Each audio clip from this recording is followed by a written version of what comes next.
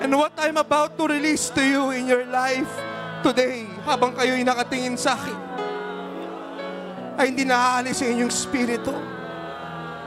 Hindi naaalis sa inyong pagkatao. And lest I say this to you right now, this is only the beginning.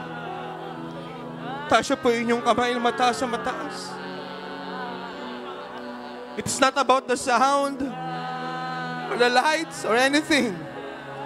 This is the pure anointing, alabaster box of God na ibubuhos sa inyong buhay. Listen to me habang nakataas sa inyong kamay. Kung ano man yung aalisin ng Lord sa inyo ngayon, kung ano man yung tatanggalin niya sa inyo ngayon, ay maalis na habang panahon. At kung ano yung ilalagay niya sa inyo ngayon, ay didikit sa inyo katulad ng inyong kaluluwa.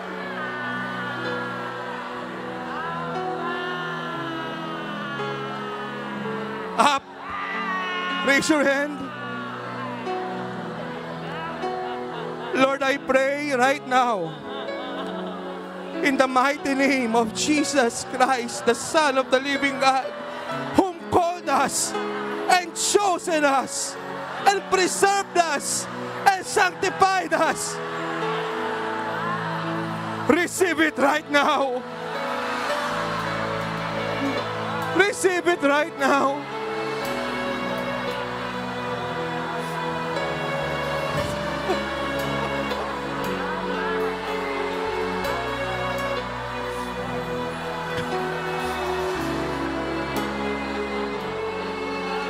For what God has chosen, He preserves. And what He preserves, He empowers. So I say, right now, receive it in the mighty name of Jesus.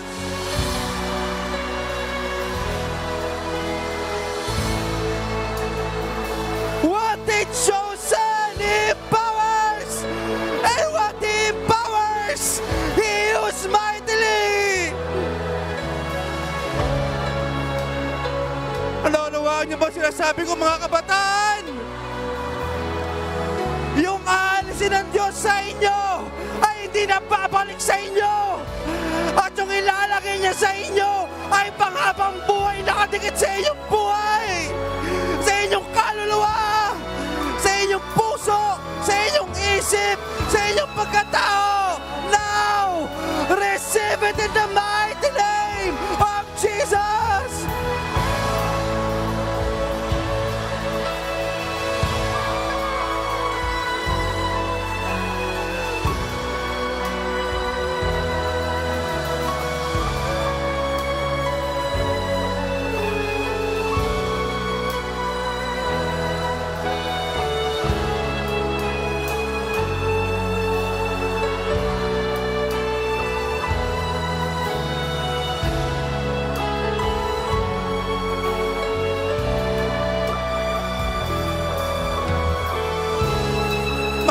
Something incredible is happening.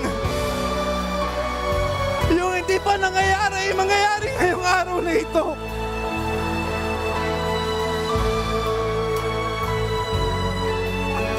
Naunawaan niyo ba yung sinasabi ko, mga kabataan? Yung aalisin ng Diyos sa inyo ay hindi na pwedeng bumalik kahit kailan. At yung tatanggapin nyo ay nakabaon sa inyong espiritu, kaluluwa, buong katawan.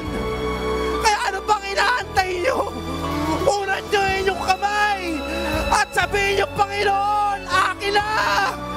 Alisin mo ang dapat alisin! Ibigay mo ang dapat ibigay! Hindi nyo kailangan bumagsak. Ang kinakailangan nyo, itaas ang kamay. Kausapin nyo ang Diyos. Ito ay para sa inyo. Ito ay para sa iyo. Ito ay para sa iyo.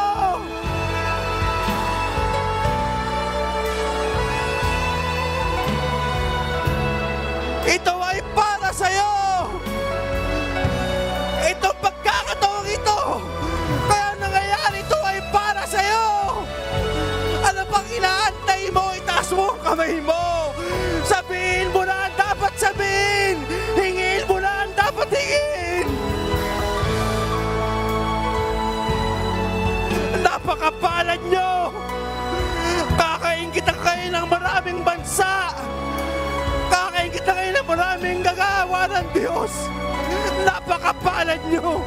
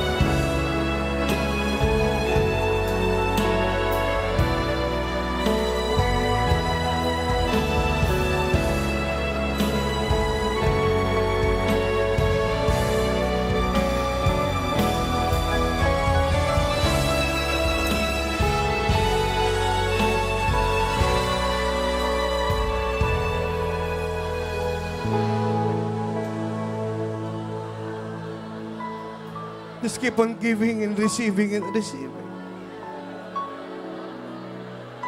Do you understand me? Yung aalisin sa inyo ng Diyos ngayon ay hindi na babalik sa inyo kahit kailan. Hindi ako interesado kung gaano kasama yan, gaano katagal yan, gaano kapangit yan. Anong importante yung hindi na siya babalik? At yung ibibigay sa inyo, yung ilalagay niya sa inyo, ay hindi na maaalis sa inyo mga buhay. Now, do you understand me kapag sinabi ko napakapalad niyo mga kabataan?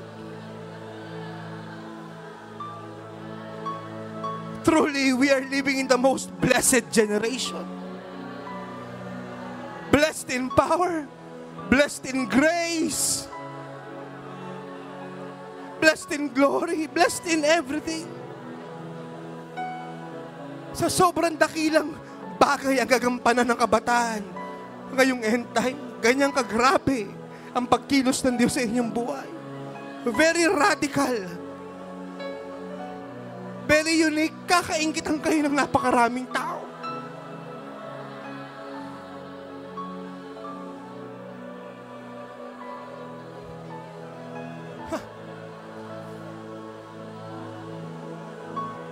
Yung aalisin ng Diyos sa inyo ngayong araw na ito ay hindi na babalik kahit kailan.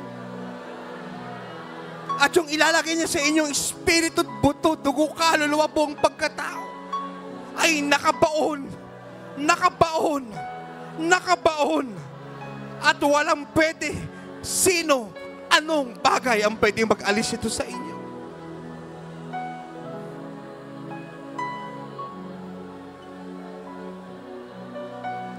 Kaya na pang inaantay niyo, itaas yung inyong kamay. Habang ang Diyos ay gumagawa ng gumagawa ng gumagawa, tumanggap kayo ng tumanggap ng tumanggap.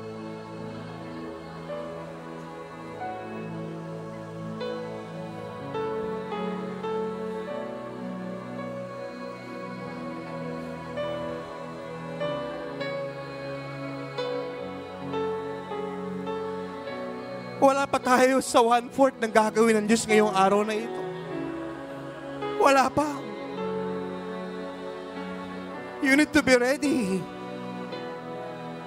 That's why I'm saying this to you.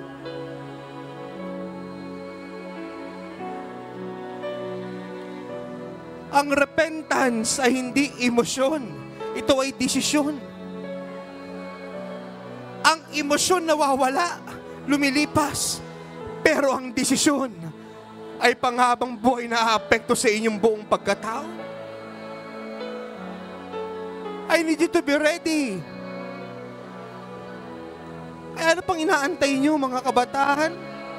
itaas niyo yung inyong kamay na mataas sa Diyos. And let God take everything from you. And let God give everything to you.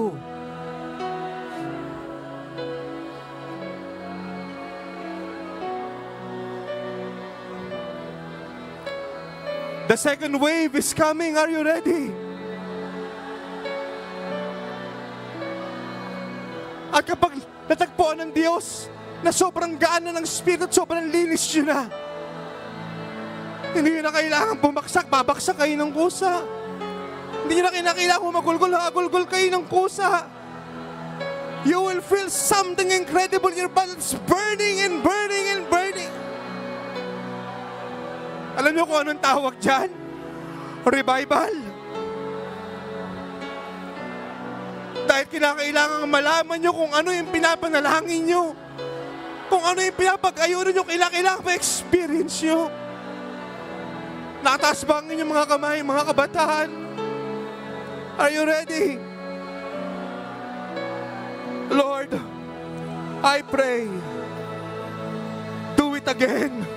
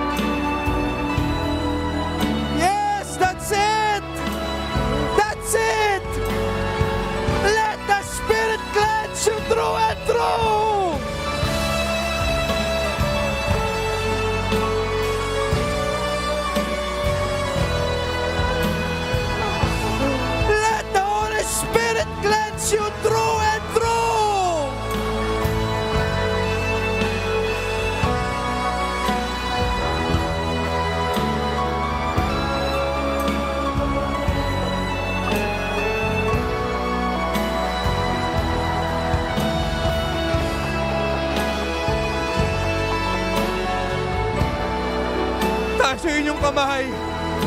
Are you ready to receive it more? Are you ready to receive more? Lift your hands.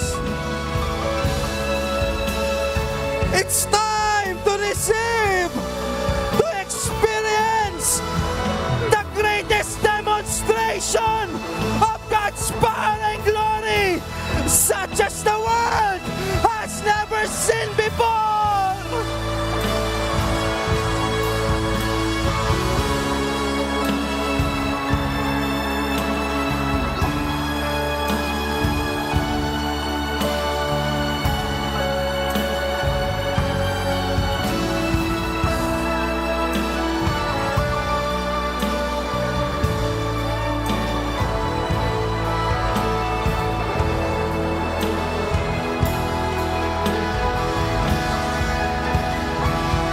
Of the world, are you ready?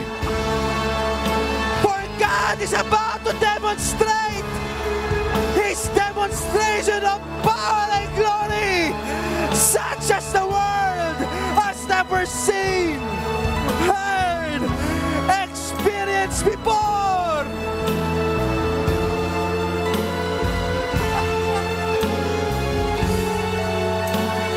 And this is what we say.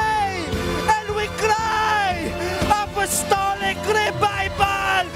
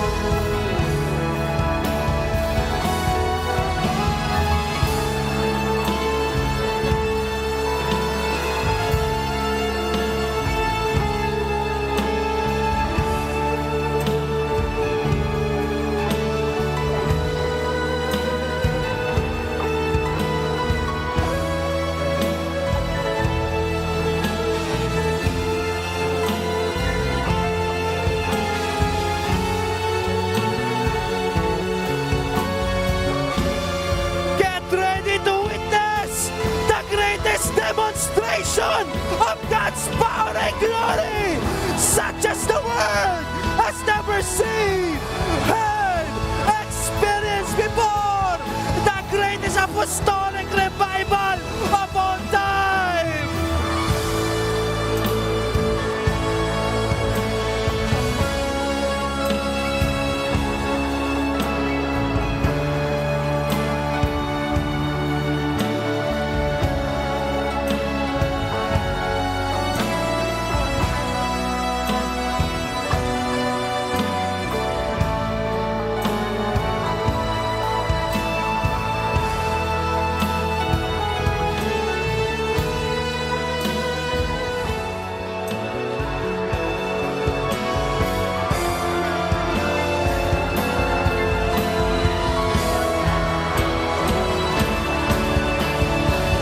Receive it!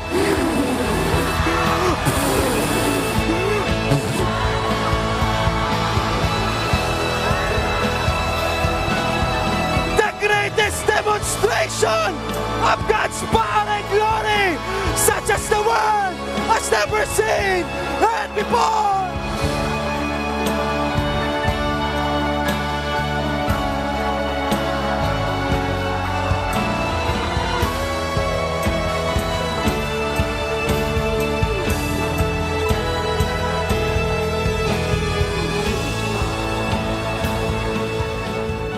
God is in total control of everything.